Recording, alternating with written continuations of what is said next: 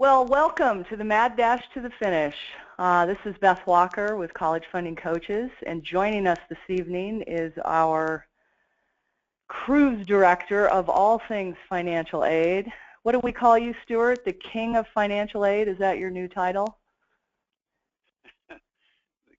Well, I like the financial aid guru and cruise director. I think that's what we. Yeah, I like that too. That's what people will know me on the emails and phone calls. Perfect. So tonight what we're going to do is we're going to demystify the path that we are about to embark upon. We're on the eve of October of the senior year for your students, and so each year at this time we like to help our clients understand this very complicated and convoluted process called financial aid. And we're going to do that by literally walking through this timeline. We created this infographic with you in mind because we wanted to help families understand what needs to happen, when it needs to happen, where you are the one driving the process, where we are there to support you in the process, and to help you understand month by month what is going to take place between now and May 1st when you make a decision on which school your student's going to attend. And so what we're going to do is unpack this infographic month by month and give details to help you understand exactly what's going on and why we need to do this in collaboration. Because while you've literally hired us to make this process so much easier and so much less stressful, the fact is the colleges are only communicating with you and your student, and in many instances there's a lot of information that we need for you to share with us in a timely manner so that we can support you and create a better outcome on your behalf. So with that, I'm going to turn this over to Stuart and let him literally be our tour guide tonight. Stuart, it's all yours. Well, thank you, Beth. For those who are looking directly at this graphic, the Mad Dash to the Finish, I'd like to kind of keep your eyes on the ball here and try not to get too distracted, because this is the template really for what's going to be occurring over the year, whether you want it to or not. This is one of those inevitable things that happen every year. And the reason we do these is because things get a little more complicated every year, not because we make them so, but because the colleges and the government does so. So our job is to try to break it down, simplify it, as best as demystify it, but make it make sense for you and how you can apply it to the process for yourselves. So as you look at the top part of the blue arrows where it says family, let's look at that first for the first month of October. This is where typically the students are preparing their college applications. They've already registered for the Common App. That's taken by about 575 schools and makes it very simple to apply to many colleges. And they're taking care of that, getting their teacher recommendations and writing their essays and doing all that wonderful stuff that causes such peace in the family for the next couple of months.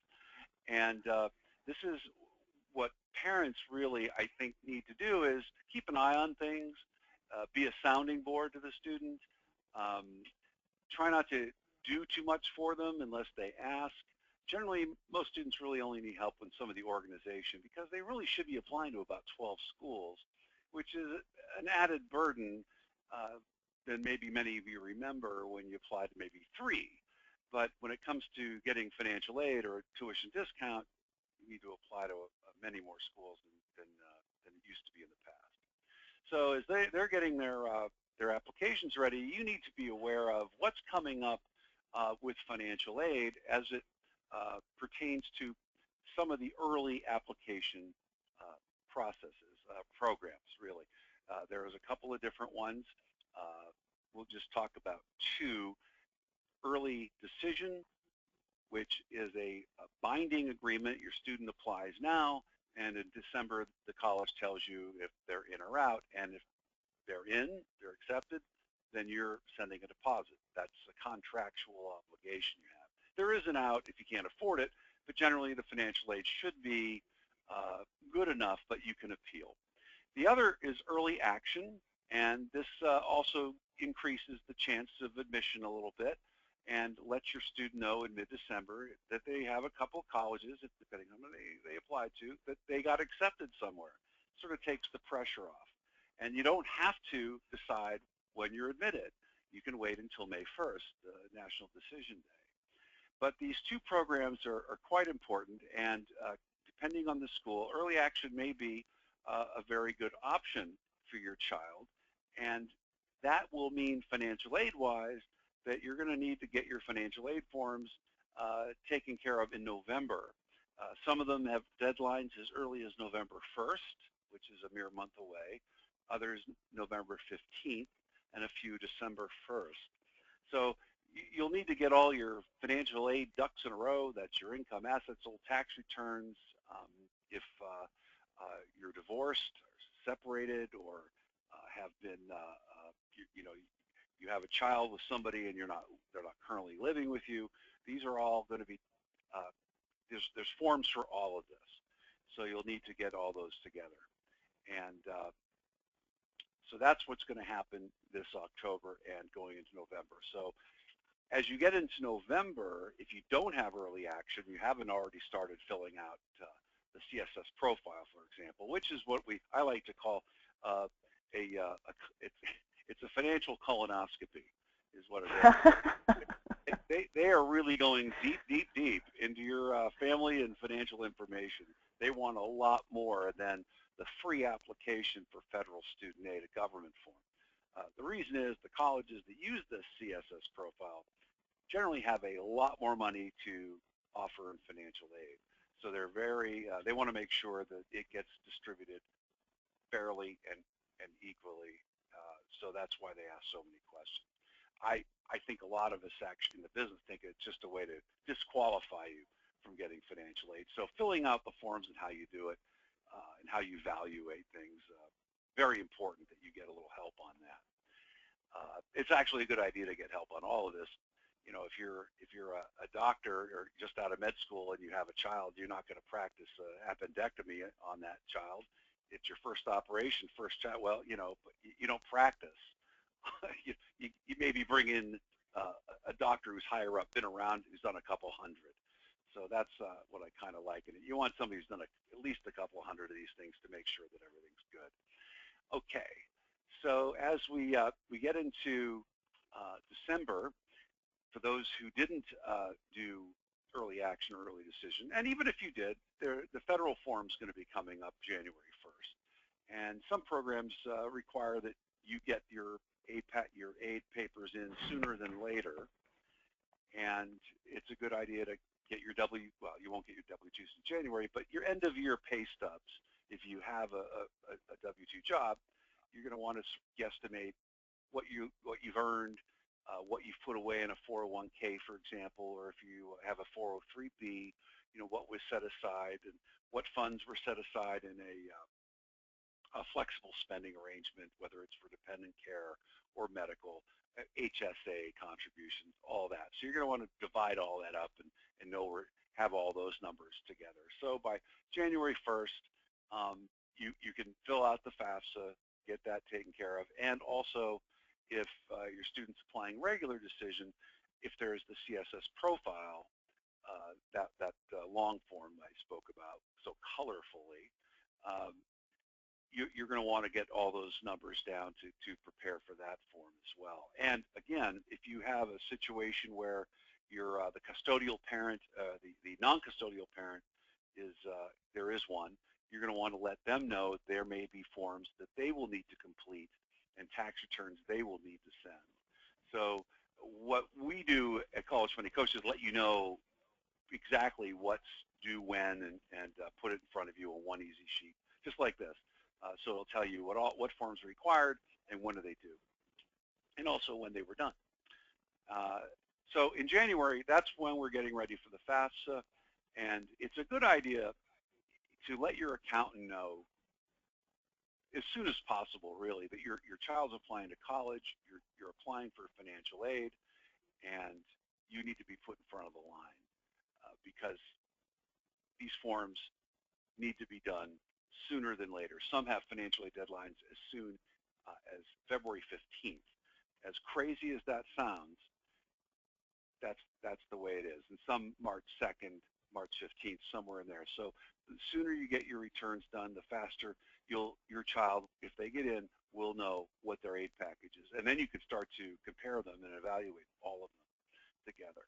Now, some schools also include their own form, which seems a bit redundant, but there's certain forms that special information that most schools don't ask for. But for example, University of Pennsylvania asks exactly what do you contribute to a 403B, how much do you have.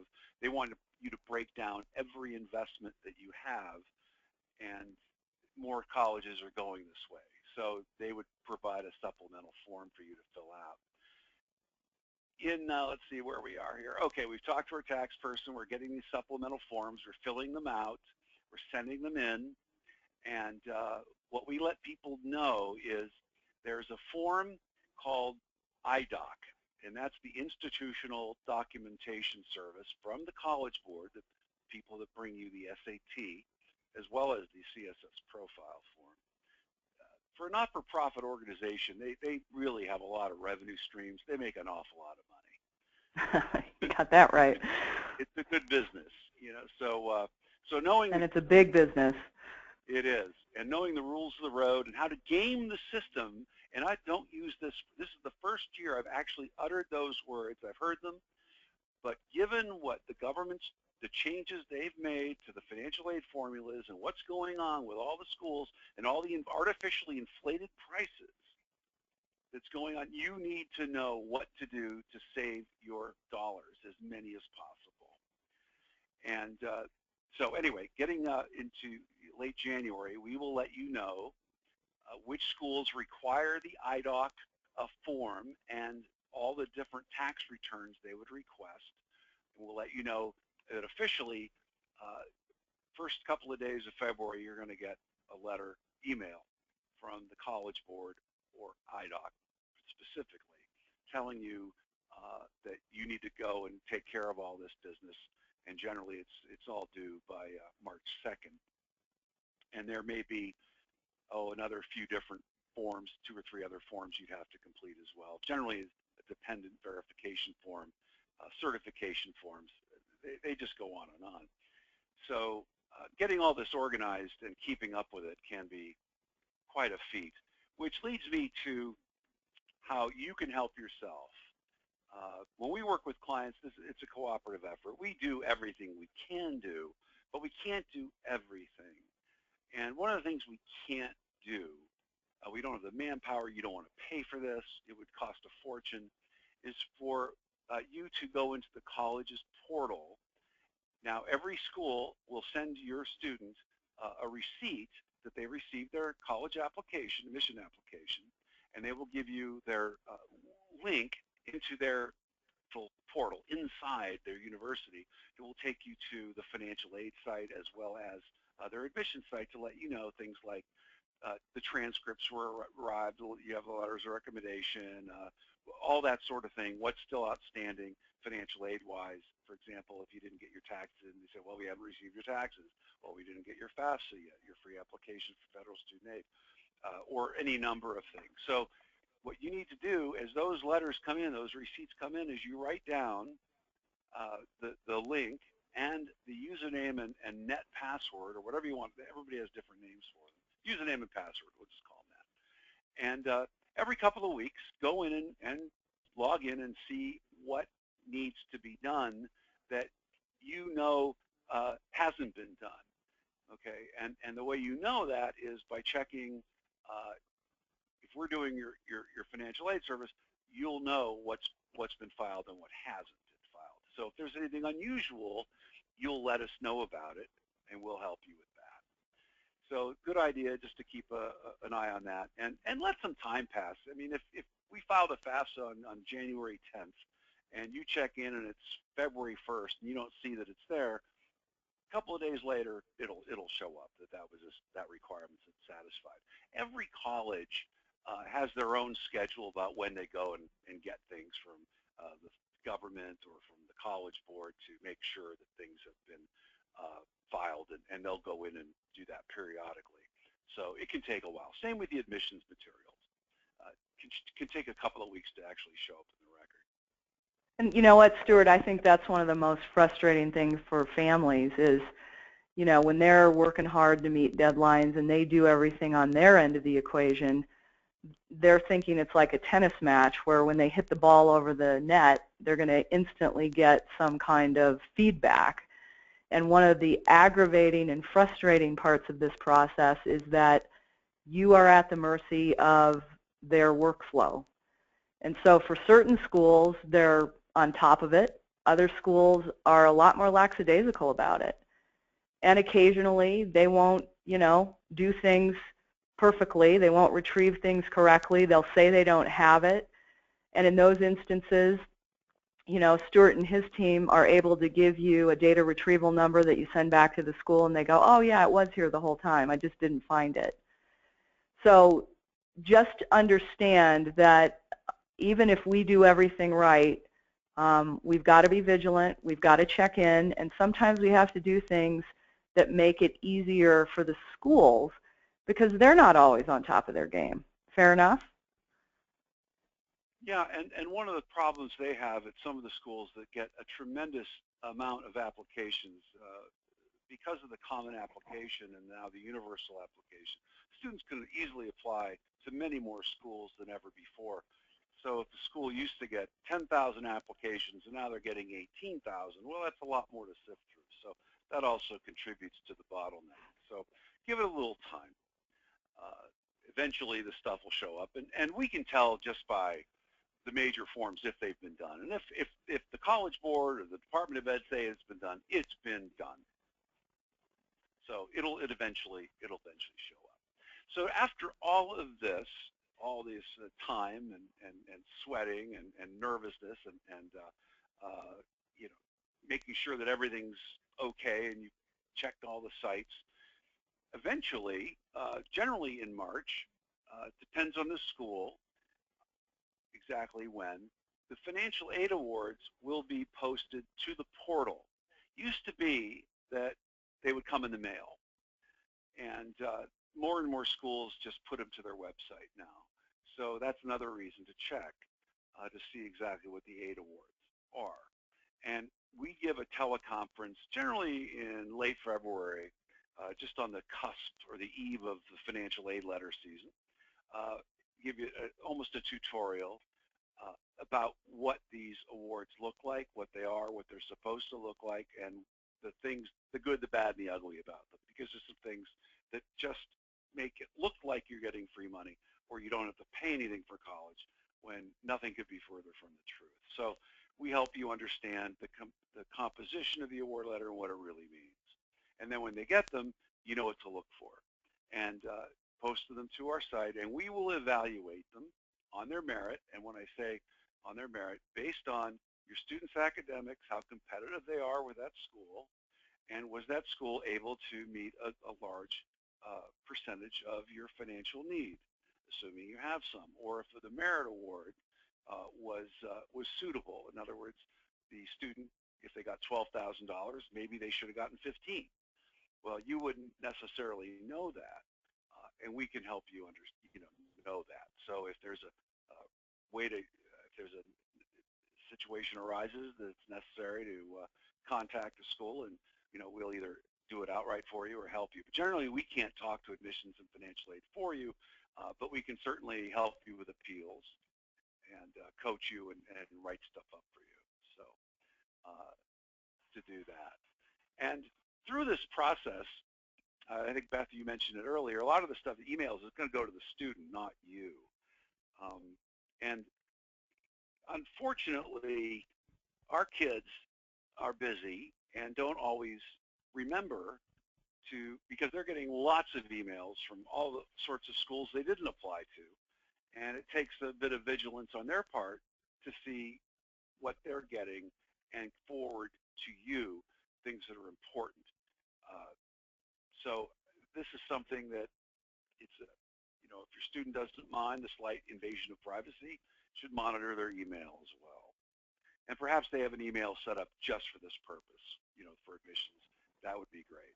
So that would make I think that's a best practice. I think families, as the student is preparing to apply for applications and they're listing contact information, including an email address, I think it would behoove you to have a dedicated email address for all things related to college admissions and financial aid, because there will be a lot of correspondence to deal with, and you may want to be their co-pilot on that.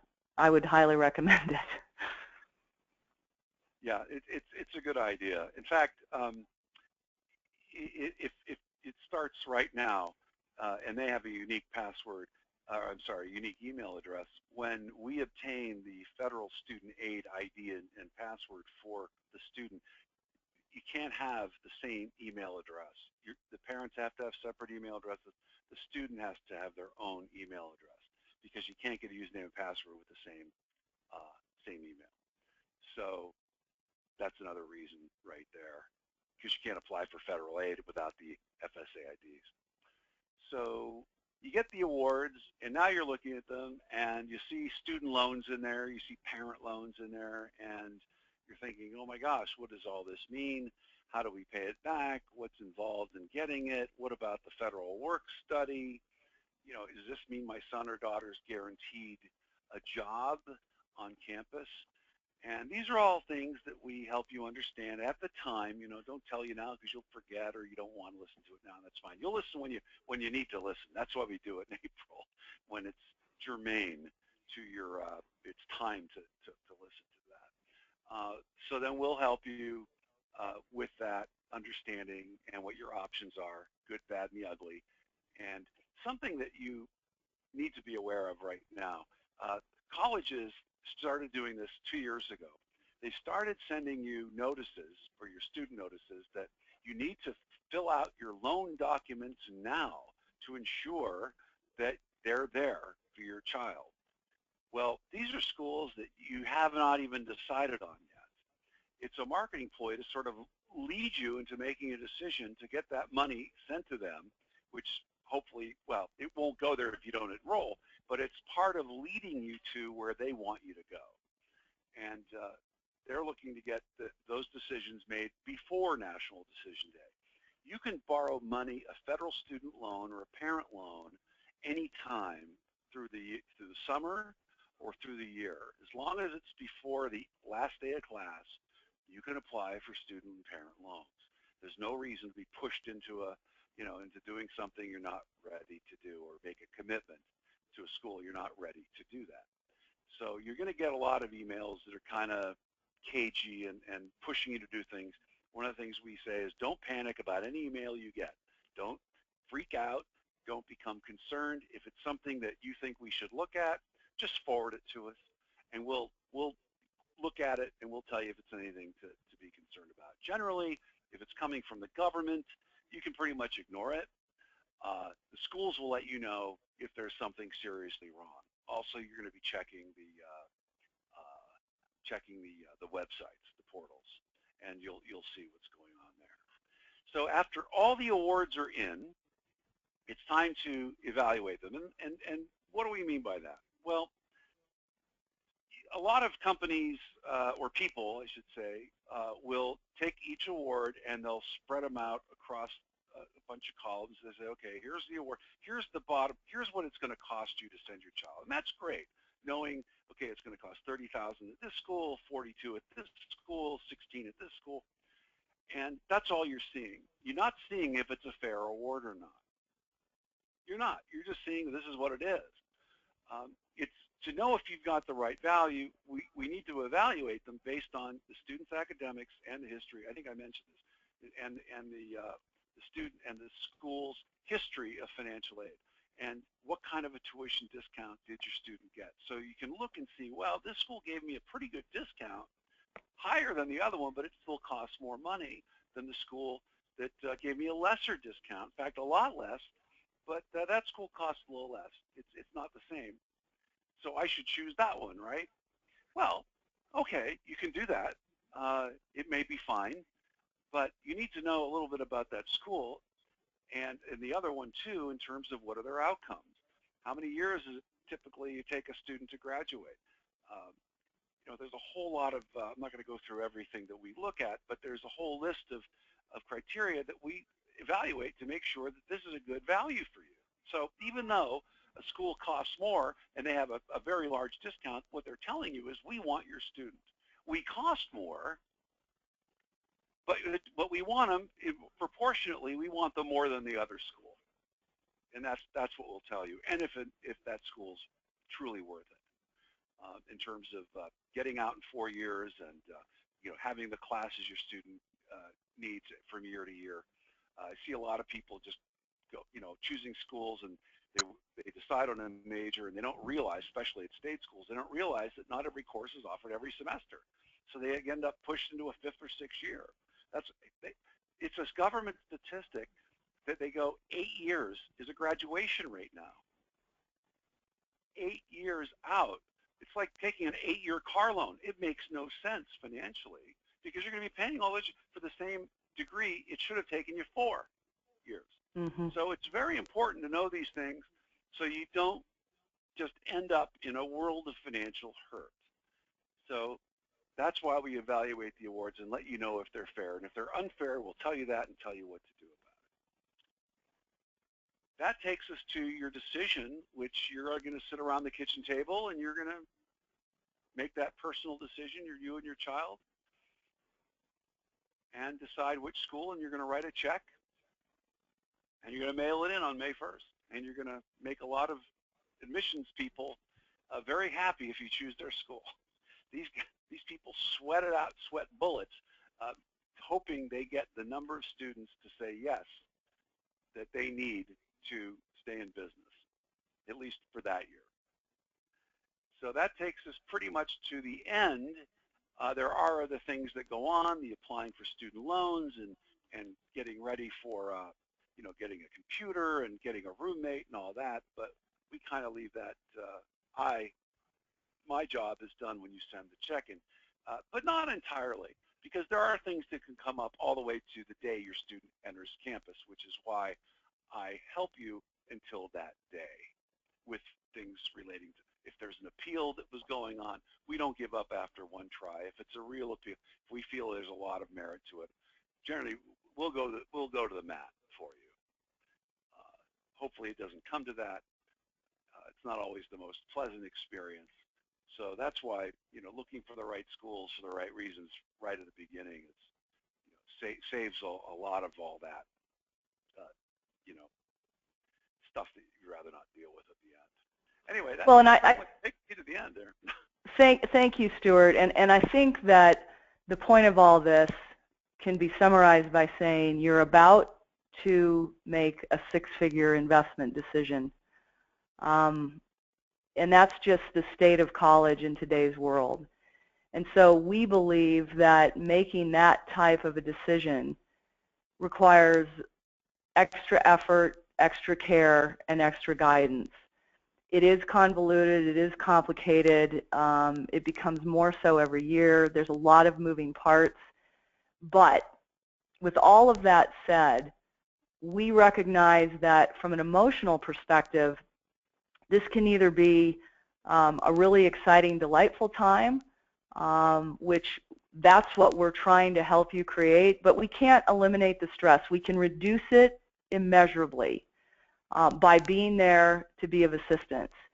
And for a lot of parents, this can be very overwhelming because it's the first time they've gone through it, or it's been a really long time since they've done it themselves.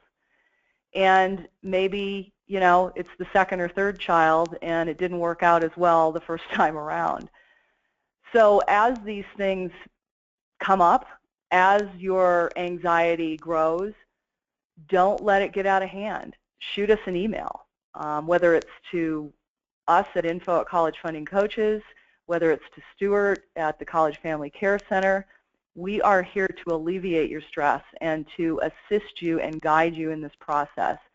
We understand it. We've done it hundreds of times, and it can be done in an optimal way. So don't let it take control of the household and stress you out, because really this is an exciting time for families, you know, to launch your student into their future, to have them go to a college that they're excited about attending, and to really take that firm step into adulthood. It's kind of exciting, but we do have to get from here to there. And so hopefully what you've found is that this offers a little bit more insight and a little bit of help. We do have a chat box feature, so if any of you have any questions based on what we've shared tonight, feel free to type those in. But generally speaking, just know that we're about to get started on this, and we're here to assist you every way along each step that we're going to take. Hey, Stuart, you must have done a great job, because nobody's asking any questions. No, people are just so stunned they don't even know what to say. Yeah, exactly. That's typically what happens. So with that, I'm going to wrap it up. Thanks again, Cruise Director Siegel, for the expert tour that you've given us. And with this, we are going to start to get very busy. So we're ready, willing, and able to get going, and you'll be hearing from us shortly about what we're going to do with you on an individual basis. Thanks very much, and we'll be in touch soon.